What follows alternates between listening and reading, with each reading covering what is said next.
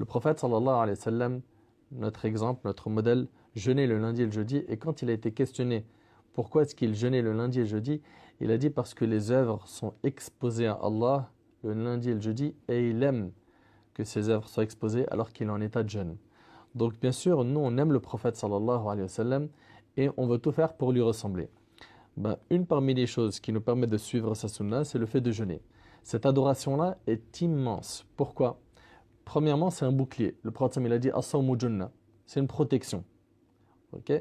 Deuxièmement, le prophète sallam il a dit dans un autre hadith qui est rapporté par Bukhari Muslim que quand on jeûne un jour, subhanallah, un jeûne surrogatoire, hein, pour Allah subhanahu wa ta'ala, il éloigne notre visage de l'enfer de 70 ans.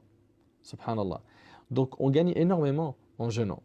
Sans compter qu'Allah tabaraka wa ta'ala nous accorde son amour quand on jeûne. Dans le hadith d'Abu Huraira, radiyallahu anhu, qui est rapporté par l'imam al-Bukhari, le prophète sallam a dit qu'Allah subhanahu wa ta'ala a dit, Allah azza wa jalla, il dit que mon serviteur ne se rapproche pas de moi par une chose que j'aime plus que ce que je lui ai imposé. Donc les choses qu'Allah il aime le plus, c'est les actes obligatoires. Et bien sûr, quand on parle de jeûne surrogatoire, vous êtes bien d'accord avec moi, enfin je l'espère, que pour ce qui est de l'obligatoire, normalement l'histoire elle est classée. Ça veut dire que parmi vous, je l'espère de tout cœur, que tout le monde fait la prière, obligatoire je parle, que tout le monde jeûne le Ramadan, tout le monde sort la zakat et tout le monde espère faire le hajj et fait les causes pour le faire si cela n'a pas été encore fait. Donc bien sûr, il y a une priorité dans les actions. Il y a beaucoup de gens qui vont délaisser l'obligatoire et qui vont se diriger vers le surrogatoire quand tout va mal. Non.